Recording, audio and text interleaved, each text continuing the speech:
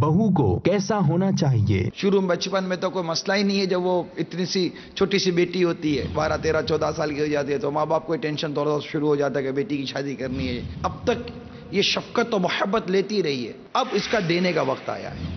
آپ کرو اس کی ماں کی غیبت، آپ کرو اس کے بھائی کی غیبت، اب اس کے دل میں آپ صحیح صحیح بتائیں آپ کا عزت، آپ کا مقام، آپ کا مرتبہ، آپ کا کہاں سے بیٹھے عورت کو کوئی مقام نہیں تھا، کوئی اوقات نہیں تھی، کوئی عزت نہیں۔ اس اسلام کے نام پر اپنی نفس، اپنی خواہشات اور اپنی سوچوں کو قربان کر دو، خلاص۔ عورت تو فرض ہے کہ شوہر کے مکان اور مال اور سامان کی حفاظت کرے۔ آپ یہ چاہو کہ میرا شوہر میرے انڈر میں رہے، میرا شوہر دب کر رہے، میں جو بولوں یوں کرے، میں ہوں کہوں تو شوہر ہوں ہو جائے، میں آنکھیں دکھاؤں تو شوہر کی آنکھیں نیچے ہو جائیں۔ اگر یہ ہے تو ڈرو اس چیز سے کہ شوہر تمہارے شر سے ڈر رہا ہے۔ غیر محرم تک آپ کی آواز نہیں جائے کہ یہ بھی اسلام کا حکم ہے۔ کوئی باپ نہیں چاہتا، کوئی ماں ایسے نہیں چاہے گی کہ بیٹی گھر اجاڑ کر واپس آ جائے۔ کانسٹیٹیوشن آف اسلام یہ کہتا ہے کہ آپ انڈر سپرویژن ہسبینڈ۔ شریف عورت کیسے بولے گی یار؟ وہ تو چپ رہے گی، وہ تو اس کا کفر مدینہ ہوگا، بس کفر مدینہ۔ ڈرو خدا سے، ڈرو خدا سے، ڈرو خدا سے، عورتوں خدا سے ڈرو۔ صلو علی الحبیب صلی اللہ تعالی علی محمد۔ مجھے اپنی اور ساری دنیا کے لوگوں کی اصلاح کی کوشش کرنی ہے انشاءاللہ عز و جل۔ آئیے سلسلہ ایمان کی شاخیں دیکھیے، مگر ٹھہریے، پہلے اچھی نیتیں فرما لیجئے تاکہ ثواب بھی ملے۔ فرمان مصطفیٰ صلی اللہ تعالی علیہ وآلہ وسلم، نیت المؤمن خیر من عملی، مومن کی نیت اس کے عمل سے بہتر ہے اللہ عز و جل کی رضا پانے اور ثواب کمانے کی غرض سے۔ سلسلہ دیکھنے سے پہلے اچھی نیتیں فرما لیجئے۔ اللہ عز و جل کی رضا کی خاطر علم دین حاصل کروں گا، سیکھ کر دوسروں تک نیکی کی دعوت پہنچاؤں گا، خاص باتیں لکھوں گا، اول تا آخر دیکھوں گا۔ ایمان پر خاتمہ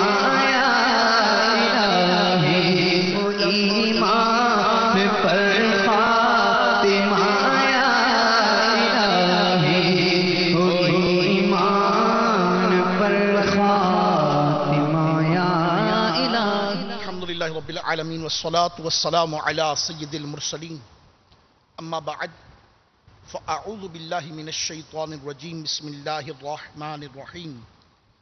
الصلاة والسلام علیک یا رسول اللہ وعلی آلک واصحابک یا حبیب اللہ۔ الصلاة والسلام علیک یا نبی اللہ وعلى آلك وأصحابك يا نور اللہ۔ مسجد میں موجود اسلامی بھائی اعتکاف کی نیت بھی فرما لیں۔ نویت سنت الاعتکاف، اور ذہن میں رکھیں کہ اپنی عادتوں میں اس عمل کو شامل کر لیجئے کہ جب بھی مسجد میں داخل ہوں تو یاد کر کے اعتکاف کی نیت فرما لیا کریں کہ اس کی یہ برکت ہے کہ جب تک ہم مسجد میں بیٹھے رہیں گے اللہ کے معصوم فرشتے ہمارے نامہ اعمال میں مفت کا ثواب لکھتے رہیں گے۔ اچھی نیتوں کے ساتھ سنتوں بھرا بیان سماعت فرمائیے، بالخصوص اللہ تبارک و تعالی عز و جل کی رضا پانے اور ثواب کمانے کی نیت ضرور کر لیجیے۔ علم دین حاصل کرنے کی، مجلس کے آداب کو بجا لانے کی، اسی طرح مدنی چینل کے ناظرین بھی حسب حال نیتیں کر لیں۔ ممکن ہو تو تمام کام کاج سے فراغت کی صورت میں فقط اپنی توجہ بیان ہی کی صورت میں رکھیے، بیان ہی کی طرف رکھیے، انشاءاللہ عز و جل اس کی بے شمار برکتیں حاصل ہوں گی۔ فرمان مصطفیٰ صلی اللہ تعالی علیہ وآلہ وسلم، جو مجھ پر درود پاک پڑھنا بھول گیا وہ جنت کا راستہ بھول گیا۔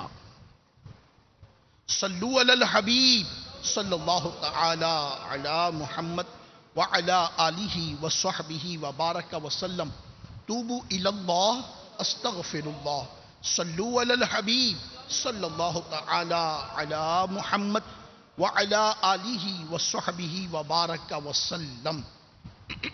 سیدنا کعب الاحبار رضی اللہ تعالی عنہ سے مروی ہے، آپ فرماتے ہیں کہ بنی اسرائیل میں ایک بہت بڑا عبادت گزار تھا، عابد تھا، کثرت سجدہ، کثرت عبادت کی وجہ سے وہ اپنی بستی میں بڑا مشہور تھا۔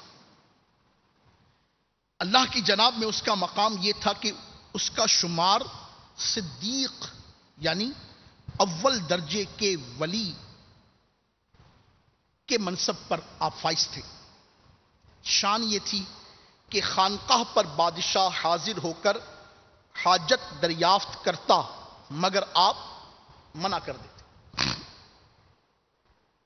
اللہ تبارک و تعالی عز و جل کی طرف سے آپ کے عبادت خانے پر انگور کی بیل لگی ہوئی تھی جو ہر روز ایک انگور اگاتی تھی، اور جب آپ رحمت اللہ تعالی علیہ اس کی طرف اپنا مبارک ہاتھ بڑھاتے تو اس میں سے پانی ابل پڑتا جسے آپ نوش فرماتے۔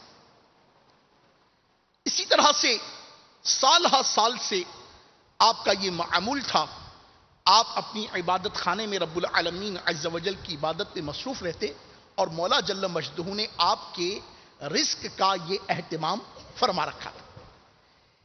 ایک مرتبہ ہوا یوں کہ غروب آفتاب کے وقت ایک جوان لڑکی نے دروازے پر دستک دے کر کہا، علیجا اندھیرا ہو گیا ہے، میرا گھر کافی دور ہے، مجھے رات گزارنے کے لیے کسی سائبان کی حاجت ہے، آپ اجازت دے دیجئے تاکہ میں یہاں پر رات گزار سکوں اور صبح انشاءاللہ میں اپنے گھر کی طرف روانہ ہو جاؤں گی۔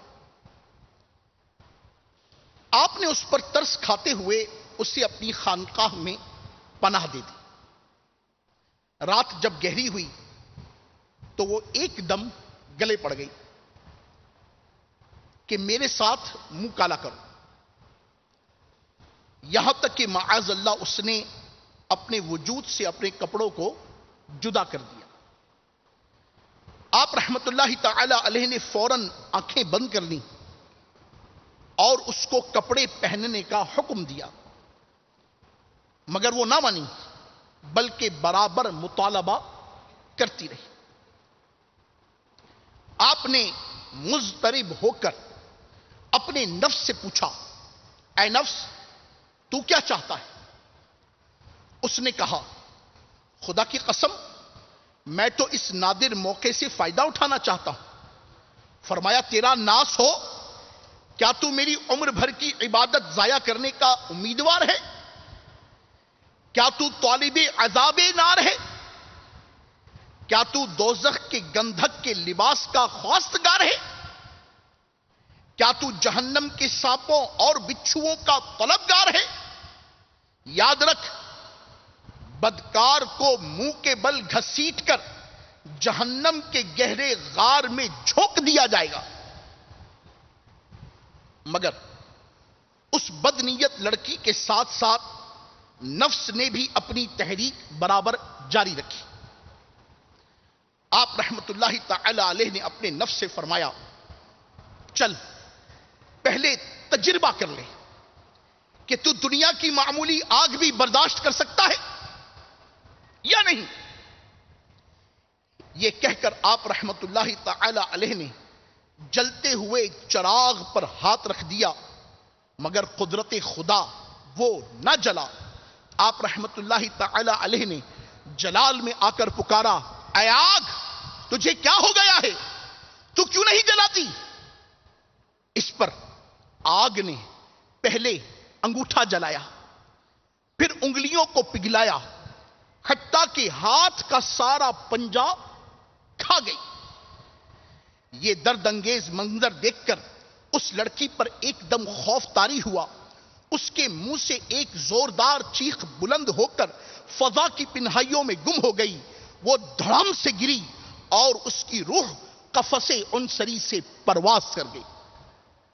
آپ رحمت اللہ تعالی علیہ نے فوراً اس کے برہنہ لاش پر چادر اوڑھائی اور رب العالمین عز و جل کی جناب میں توبہ و استغفار کرنے میں مصروف ہو گئے. مگر صبح دم ابلیس نے چلا کر اعلان کیا کہ اس عابد نے فلانا بنت فلاں کے ساتھ رات کو زیادتی کی اور اسے قتل کر دیا. یہ خبر وحشت اثر سن کر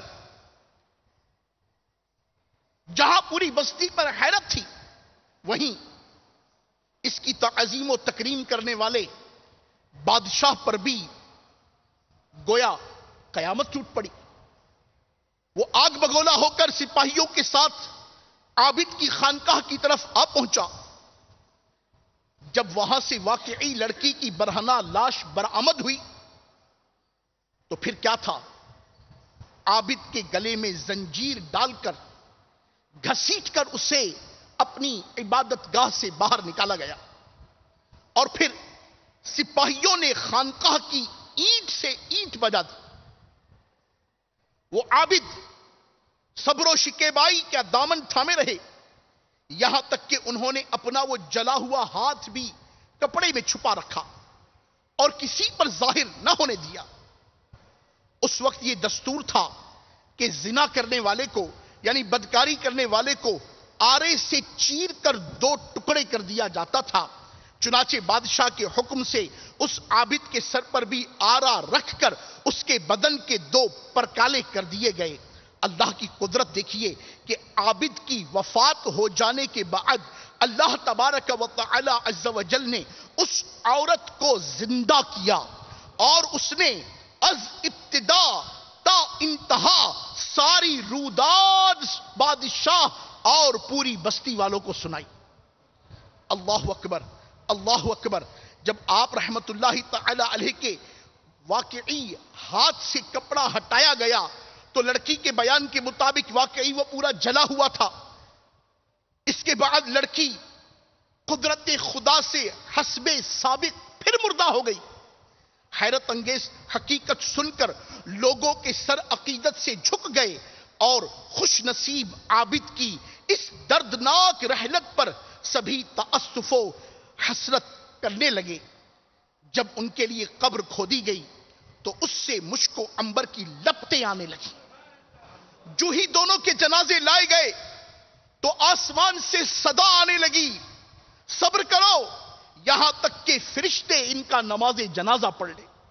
اللہ اکبر، اللہ اکبر. تدفین کے بعد اللہ تبارک و تعالی عز و جل نے خوش نصیب عابد کی قبر پر چمبیلی کو اگایا. لوگوں نے مزار پر انوار پر ایک کتبہ آویزہ پایا جس میں قدرت کے قلم سے یہ مضمون تحریر تھا: بسم اللہ الرحمن الرحیم. اللہ عز و جل کی طرف سے اپنے بندے اور ولی کی طرف میں نے اپنے فرشتوں کو جمع فرمایا. جبرائیل علیہ السلام نے خطبہ سنایا اور میں نے 50,000 دلہنوں کے ساتھ جنت الفردوس میں اپنے اس ولی کا نکاح فرمایا. میں اپنے فرما بردار اور مقرب بندوں کو ایسے ہی انعامات سے نوازتا ہوں. اللہ تبارک و تعالی عز و جل کی ان پر رحمت ہو اور ان کے صدقے ہماری مغفرت ہو. میٹھے میٹھے اسلامی بھائیوں اور مدنی چینل کے ناظرین، دیکھا آپ نے عورت کا فتنہ کتنا خطرناک ہوتا ہے. مردود شیطان اس کے ذریعے اولیاء الرحمن پر بھی حملے کرتے نہیں چوکتا، مگر خدا ذوالجلال تبارک و تعالی عز و جل کی مدد جن کے شامل حال ہوتی ہے وہ ابلیس خسیس کے جال میں نہیں پھنستے. اس حکایت سے شاید کسی کو وسوسہ یہ آئے کہ آخر اتنے بڑے باکرامت بزرگ پر اس قدر گندے گھنونے کام اور قتل مسلم کا جھوٹا الزام کیسے لگایا گیا، اور پھر بیچارے کو بے دردی کے ساتھ آروں سے کیوں چین دیا گیا. تو ان وسوسوں کا جواب بھی سنیے کہ خدائے حنان و منان عز و جل اپنے بندوں کا امتحان لیتا ہے اور ثابت قدم رہنے والوں کو محض اپنے لطف و کرم سے انعامات عظیمہ اور درجات رفیعہ مرحمت فرماتا ہے۔ اس طرح کے امتحانات کے واقعات سے تاریخ اسلام بھری پڑی ہے۔ چنانچہ حضرت سیدنا زکریا علی نبینا و علیہ الصلاۃ والسلام کو آرے سے چیر دیا گیا۔ آپ کے فرزند ارجمند حضرت سیدنا یحییٰ علی نبینا و علیہ الصلاۃ والسلام کو بھی بے دردی کے ساتھ شہید کر دیا گیا۔ اور آپ سبھی جانتے ہیں کربلا کا دردناک واقعہ نیک بندوں پر مصائب و آلام کے پہاڑ ٹوٹنے کے حوالے سے انتہائی مشہور ہے۔ لہذا ہم میں سے کبھی کسی پر امتحان آن پڑے تو دامن صبر نہیں چھوڑنا چاہیے۔ اللہ الرحمن عز و جل کی رضا پر راضی رہنے میں ہی دونوں جہاں کی کامیابی ہے۔ اور یہ بھی یاد رکھیے کہ امتحان جتنا سخت ہوتا ہے سند بھی اتنی ہی اعلیٰ ملتی ہے۔ جتنا سخت امتحان ہوگا اللہ تبارک و تعالیٰ کی طرف سے انعام، اکرام، احسان بھی اتنا ہی اعلیٰ ہوگا۔ اللہ تبارک و تعالیٰ پارہ 20 سورۃ العنکبوت کی ابتدائی آیات کریمہ میں ارشاد فرماتا ہے، ترجمہ کنز الایمان، کیا لوگ اس گھمنڈ میں ہیں؟ توجہ فرمائیے گا، رب العالمین ارشاد فرماتا ہے کیا لوگ اس گھمنڈ میں ہیں کہ اتنی بات پر چھوڑ دیے جائیں گے کہ کہیں ہم ایمان لائے اور ان کی آزمائش نہ ہوگی، اور بے شک ہم نے ان سے اگلوں کو جانچا۔ مفسر شہید حکیم الامت حضرت مفتی احمد یار خان علیہ رحمت الحنان فرماتے ہیں مسلمانوں کا بقدر قوت ایمانی کے امتحان لینا یہ قانون الہی ہے۔ یہ کیا ہے؟ قانون الہی ہے۔ بیماری، ناداری، غربت، مصیبت، یہ سب رب تبارک و تعالیٰ کی طرف سے آزمائشیں ہیں جن سے مخلص و منافق ممتاز ہو جاتے ہیں کہ کون اللہ کا مخلص بندہ ہے اور کون منافق ہے۔ آزمائش کے آنے پر بندے کا ایٹیٹیوڈ، آزمائش کے آنے پر بندے کا انداز، آزمائش کے آنے پر بندے کے قلب کی کیفیت، آزمائش کے آنے پر بندے کے منہ سے نکلے ہوئے کلمات یہ بتا دیتے ہیں کہ یہ مومن ہے یا منافق ہے۔ اللہ اکبر، اللہ اکبر۔ مومن راضی برضا رہتا ہے کہ کوئی اللہ تبارک و تعالیٰ کا بندہ آرے سے چیرا گیا، بعض لوہے کی کنگھیوں سے پرزے کیے گئے، بعض کو آگ میں ڈالا گیا، بعض کو حکم دیا گیا کہ اپنے بچے کو اپنے ہاتھ سے ذبح کرو۔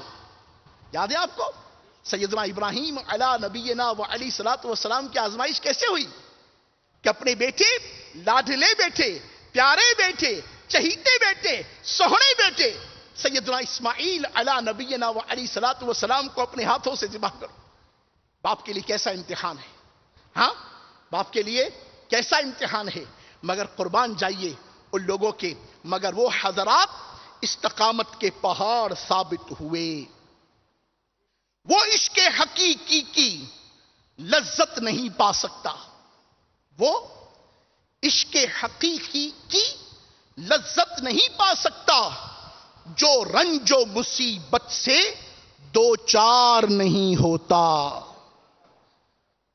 میٹھے میٹھے اسلامی بھائیوں اور مدنی چینل کے ناظرین، میں نے آپ کی خدمت میں جو واقعہ پیش کیا ان میں سے جہاں آزمائشوں پر صبر کا ایک بہترین مدنی پھول ہمارے ہاتھ آیا، وہیں پر فتنے کے وقت اور بالخصوص نوجوان کو فتنے میں مبتلا کرنے والی چیزیں،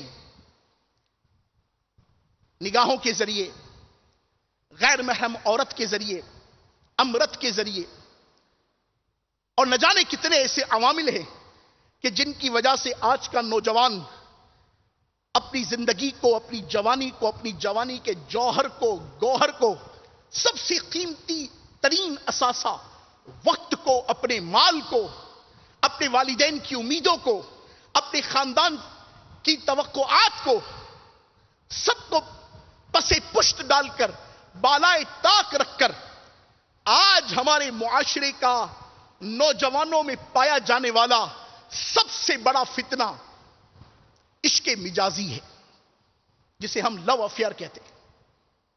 boy friend girl friend culture نے آج مسلمان نوجوان کو کس دہانے پر لا کھڑا کیا ہے، یہ مجھ سے کہیں زیادہ آپ جانتے ہیں۔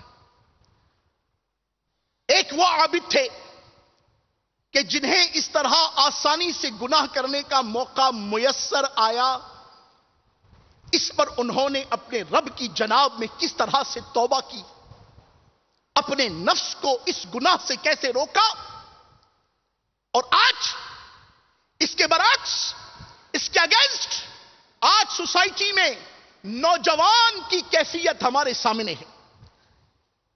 عورت ان کے پاس چل کر آئی تھی، گویا گناہ کا موقع ان کے پاس اٹھ کر آیا تھا۔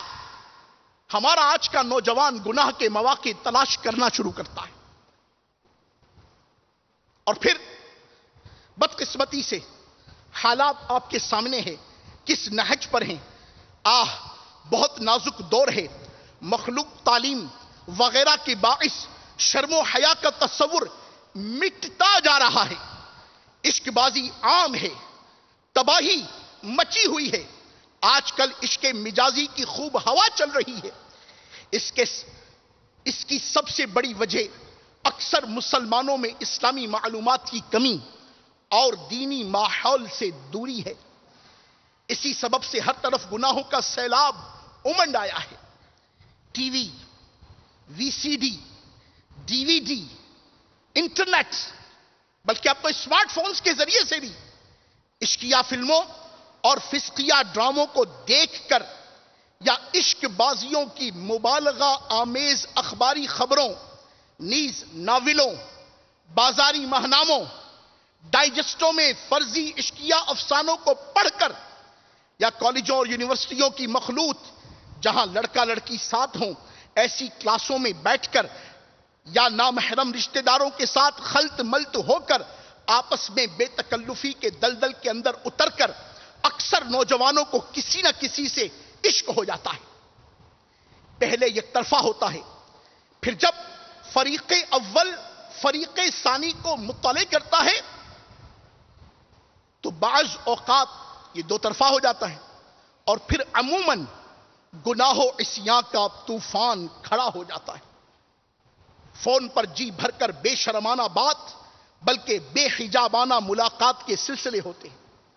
بدقسمتی سے آج ہماری سیل فون کی کمپنیوں نے ایسے ایسے پیکج، ایسے فری سسٹمز لانچ کر دیے، ایسی ترکیبیں لانچ کر دی کہ ساری رات کان سے لگائے نہ جانے کیا کر رہے ہوتے ہیں، اور جو کر رہے ہوتے ہیں اللہ تبارک و تعالی محفوظ کرے، اپنے جہنم میں جانے کا سامان کر رہے ہیں۔ ہم غور کریں، آج سوسائٹی کس طرح بڑھ رہی ہے، آج ہمارے معاشرے کا یہ بہترین گوہر نوجوان کس طرف جا رہا ہے۔ مدنی چینل کے ناظرین بھی غور فرمائے، آج ہم کس طرف بڑھ رہے ہیں، بلکہ دوڑ رہے ہیں، اپنی ہی تباہی کے اپنے ہی ہاتھوں سے کھڈے کھود رہے ہیں۔ اللہ اکبر، فون پر جی بھر کر بے شرمانہ بات بلکہ بے حجابانہ ملاقات کے سلسلے ہوتے ہیں، مکتوبات و سوغات کے تبادلے ہوتے ہیں، شادی کے خفیہ قول و قرار ہو جاتے ہیں۔ اگر گھر والے دیوار بنے تو بسا اوقات دونوں فرار ہو جاتے ہیں۔ بعدہ یعنی اس کے بعد اخبار میں ان کے اشتہار چھپتے ہیں، خاندان کی آبرو کا سرے بازار نیلام ہو جاتا ہے۔ کبھی کورٹ میرج کی ترکیب بنتی ہے تو معاذ اللہ کبھی یوں ہی بغیر نکاح کے، اللہ اکبر اللہ اکبر، اور ایسے بے رحموں کی ناجائز بچوں کی لاشیں کچرا کنڈیوں میں ملتی ہیں۔ نیز ایسا بھی ہوتا رہتا ہے کہ بھاگتے نہیں بنتی تو خودکشی کی راہ لی جاتی ہے، جس کی خبریں آئے دن اخبارات میں چھپتی رہتی ہیں۔ آئیے میں آپ کی عبرت کے لیے چند خبریں بھی پیش کرتا چلوں کہ میں یہ باتیں ہوا میں نہیں کر رہا، بلکہ واللہ آج ہمارا معاشرہ واقعی بے غیرتی اور بے شرمی کی ایسی راہ پر چل پڑا ہے کہ کیا نوجوان بیٹیاں، کیا نوجوان بیٹے اپنے آپ کو تباہی کی طرف لے کر چلے جا رہے ہیں۔ چنانچہ سنیے، آپ کی عبرت کے لیے ایک اخباری واقعے کی خبر کچھ تصرف کے ساتھ پیش کرنے کی سعی کرتا ہوں کہ پاکستان کے صوبہ پنجاب کے ایک شہر میں 3 نوجوان بہنوں نے زہریلی گولیاں کھا کر اجتماعی خودکشی کر لی۔ 17 سالہ بہن فرسٹ ایئر میں، 19 سالہ بہن تھرڈ ایئر میں، 26 سالہ بہن ایم اے کی اسٹوڈنٹ تھی۔ رات گئے ان کا اپنی والدہ کے ساتھ پسند کی شادی اور معاشی مسائل پر کچھ جھگڑا ہوا، اور ورثاء کے مطابق تینوں بہنوں کے مابین تلخ کلامی ہوتی رہتی تھی۔ والدہ ان کے رشتے اپنی پسند کے مطابق کرنا چاہتی تھی، مگر ان بیٹیوں کا مزاج کچھ اور تھا۔ گزشتہ شب بھی معاشی مسائل اور ان کے رشتوں کی وجہ سے ان کی اپنی والدہ کے ساتھ تلخی ہوئی۔ رات کو تینوں نے ایک کمرے میں بند ہو کر زہریلی گولیاں کھا لیں۔ انہیں طبی امداد کے لیے ہاسپٹل پہنچایا گیا، جہاں وہ تقریباً آدھے گھنٹے موت و حیات کی کشمکش میں مبتلا رہنے کے بعد دم توڑ گئیں۔ تینوں بیوہ ماں کے ساتھ رہائش پذیر تھیں۔ ان کی نعشوں کا پوسٹ مارٹم 8 گھنٹے بعد ہوا۔ تینوں بہنوں کو ہزاروں افراد کی موجودگی میں آہوں سسکیوں میں سپرد خاک کر دیا گیا۔ اخبار میں دیے ہوئے ناموں سے اندازہ ہوتا ہے کہ یہ مسلمان تھیں۔ ان کے لیے دعا ہے کہ اللہ تبارک و تعالی ہماری ان تینوں مرحومہ بہنوں کی اور مدنی آقا صلی اللہ علیہ وسلم کی تمام امت کی مغفرت فرمائے۔ اور سنیے اور عبرت سے سروں کو دھنیے۔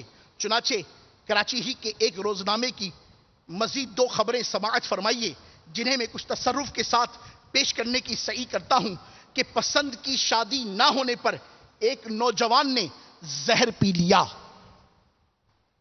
دوسری خبر، محبت میں ناکامی پر دادو سندھ کے نوجوان نے خودکشی کر لی۔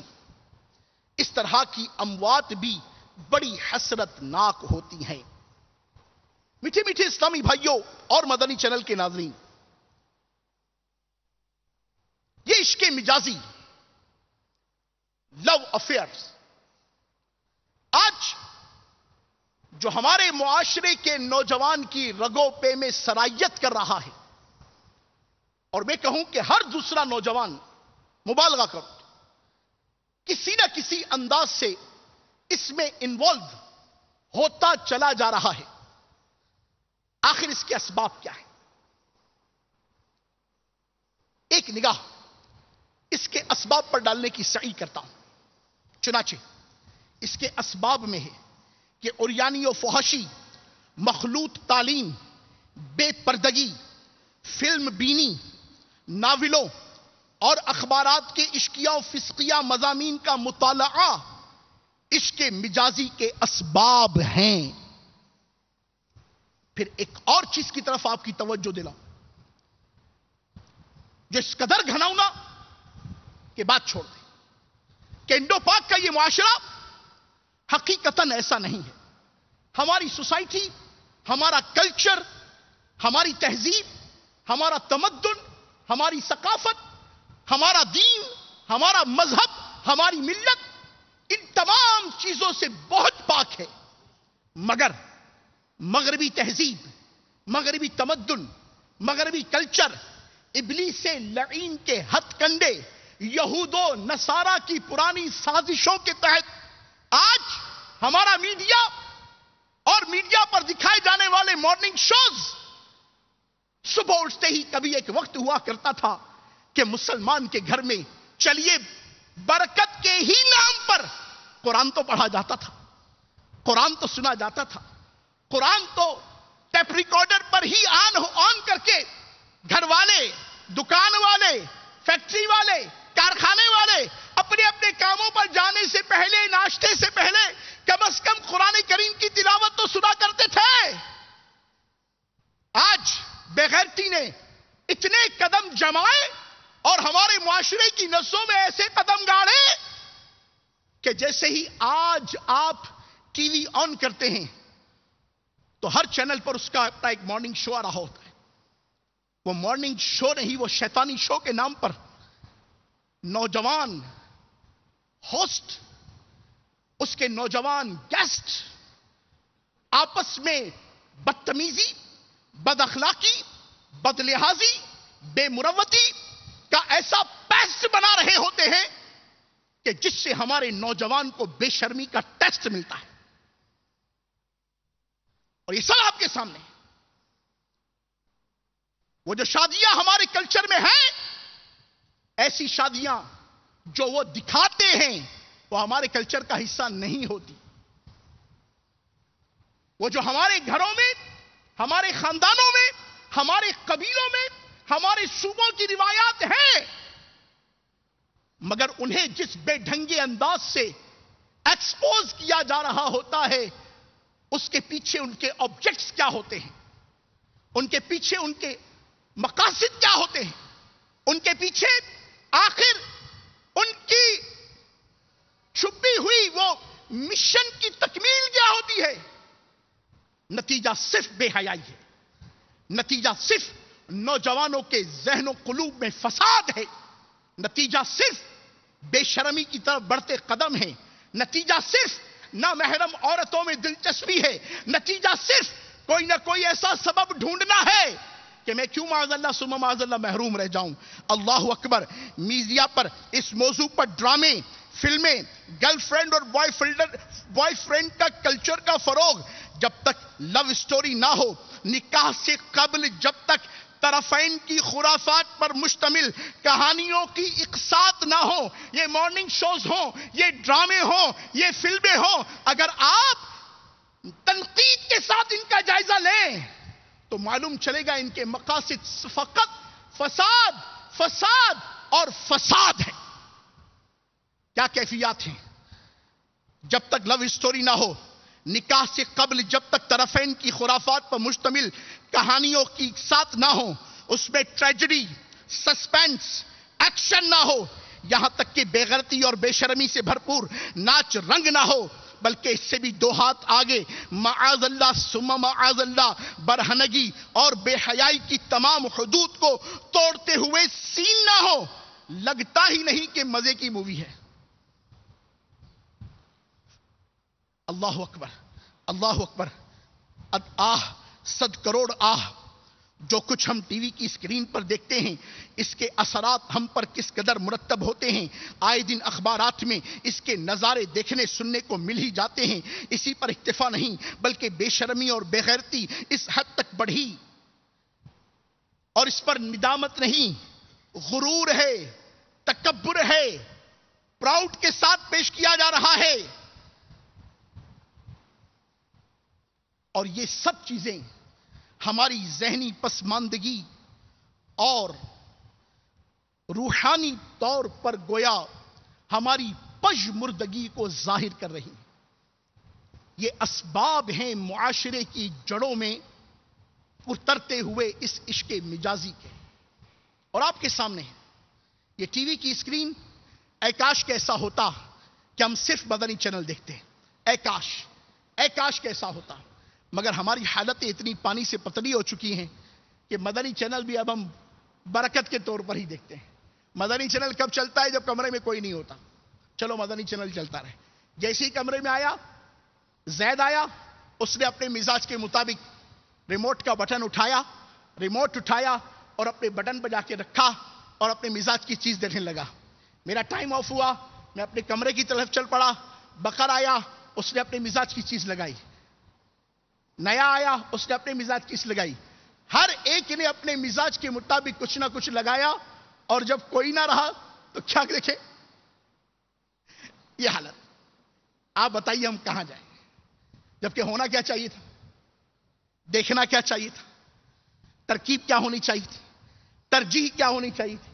ہمارے مزاجوں کی پاکیزگی پکار کر ہمیں کیا درس دیتی کہ ہم صرف مدنی چینل دیکھتے. واللہ مگر ایسا نہیں ہے.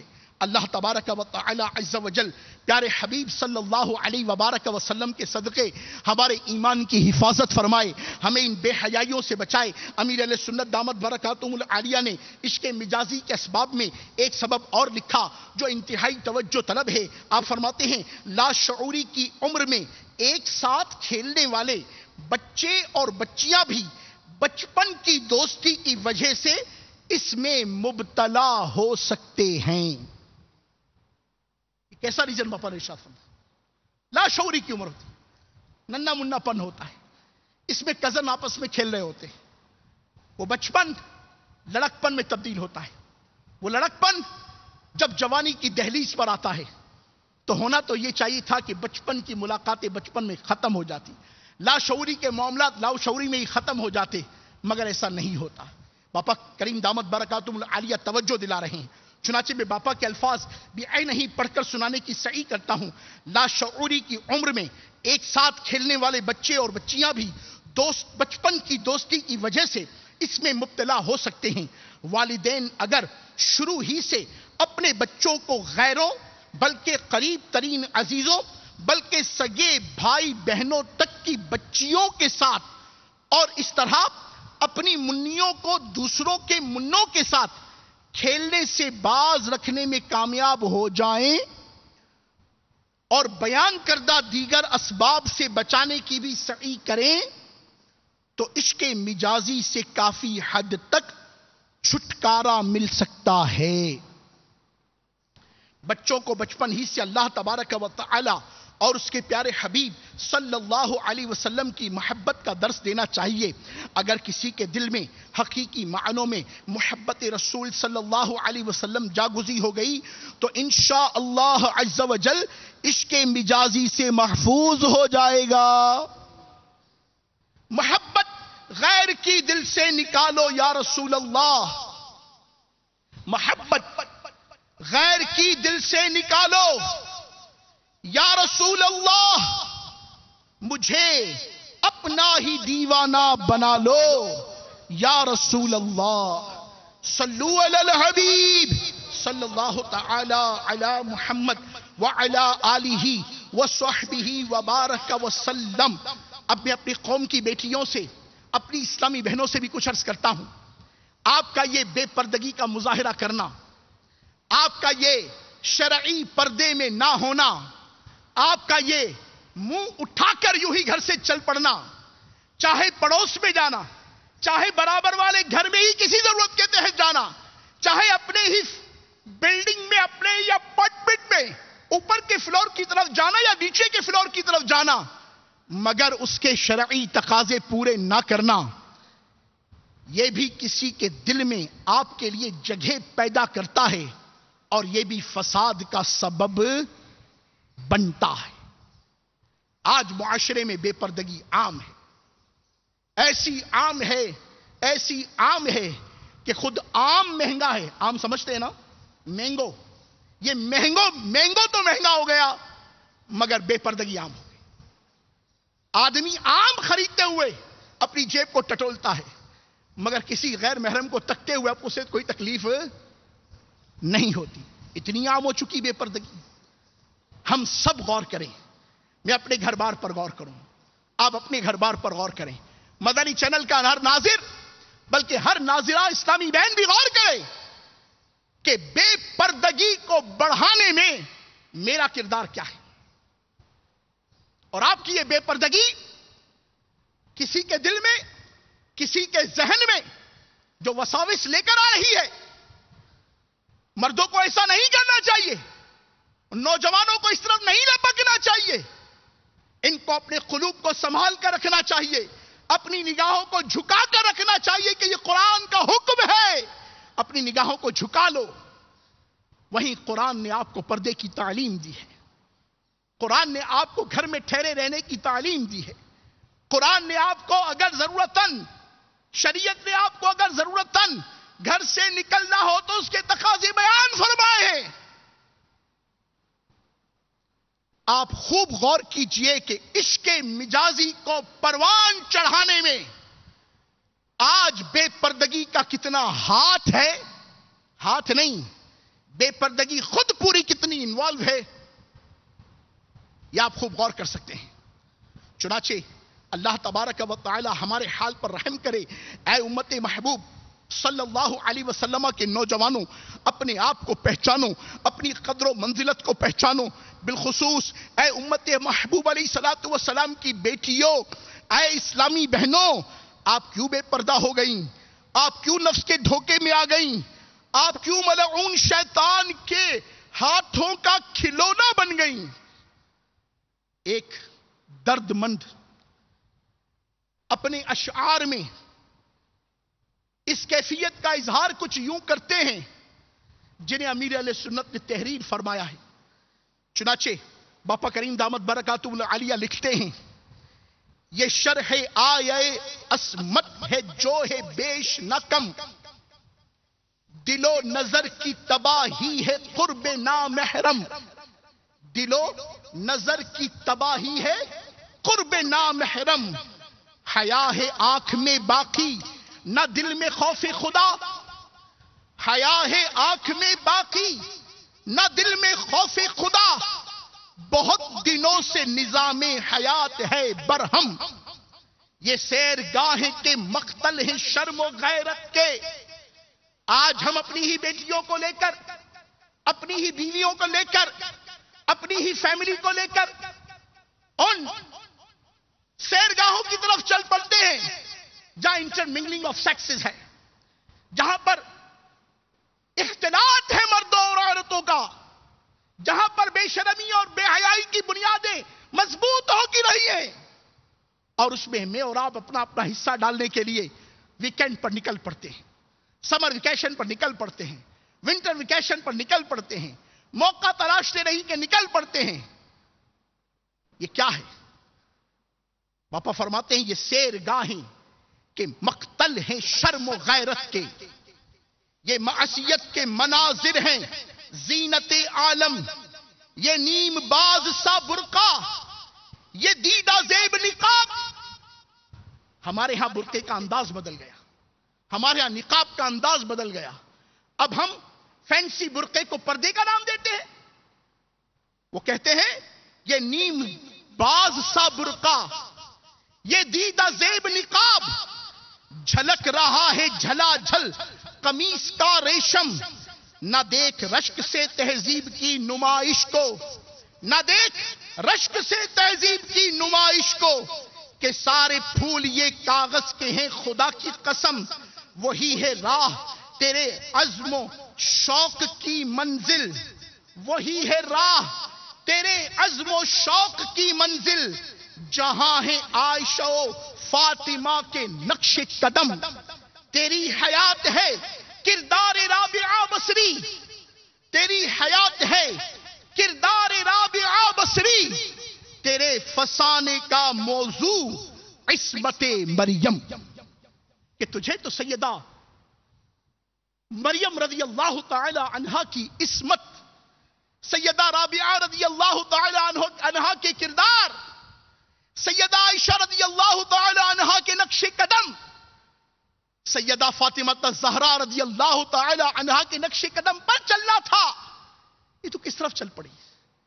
یہ تو نے کیا بربادی کا سامان کر لیا؟ یہ تو کیا شیطان کے ہاتھوں کا کھلونا بن گئی؟ یہ تو کیا زیب و زینت و خوشبو لگا کر ملعون شیطان کی ہاتھوں کا کھلونا بن گئی؟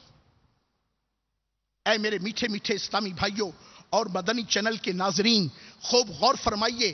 دامن وقت میں گنجائش نہ رہی، بس اکثر مسلمان عورتوں نے مردوں کے شانہ بشانہ چلنے کی ناپاک دھن میں حیا کی چادر اتار پھینکی ہے، اور اب دیدہ زیب ساڑیوں، نیم عریا غراروں، مردانہ وضع کے لباسوں، مرد جیسے بالوں کے ساتھ شادی ہالوں، ہوٹلوں، تفریح گاہوں اور سینما گھروں میں اپنی آخرت برباد کرنے میں مشغول ہیں. خدا کی قسم موجودہ روش میں نہ ترقی ہے نہ کامیابی. ترقی و کامیابی صرف اور صرف اللہ و رسول عز و جل کی فرما برداری کرتے ہوئے اس مختصر ترین زندگی کو سنتوں کے مطابق گزار کر ایمان سلامت لیے قبر میں جانے اور جہنم کے ہولناک عذاب سے بچ کر جنت الفردوس پانے میں ہے۔ چنانچہ پارہ 4 سورہ آل عمران کی آیت نمبر 185 میں اللہ تبارک و تعالی ارشاد فرماتا ہے، جس کا ترجمہ کنز ایمان میں کچھ یوں ہے، اور جو آگ سے بچا کر جنت میں داخل کیا گیا وہ مراد کو پہنچا۔ آہ آہ آہ، عورتوں میں بے پردگی اور گناہوں کی کثرت ہونا انتہائی تشویشناک ہے۔ خدا کی قسم جہنم کا عذاب برداشت نہیں ہو سکے گا۔ صحیح مسلم شریف میں ہے، نبی پاک علیہ الصلوۃ والسلام نے فرمایا، میں نے جہنم میں ملاحظہ فرمایا کہ عورتیں جہنم میں زیادہ ہیں۔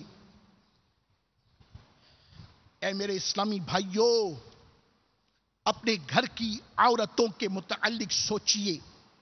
اے میری اسلامی بہنوں، آپ بھی خوب غور فرمائیے، ہم کہاں کو جا رہے ہیں، کیا ہو رہا ہے۔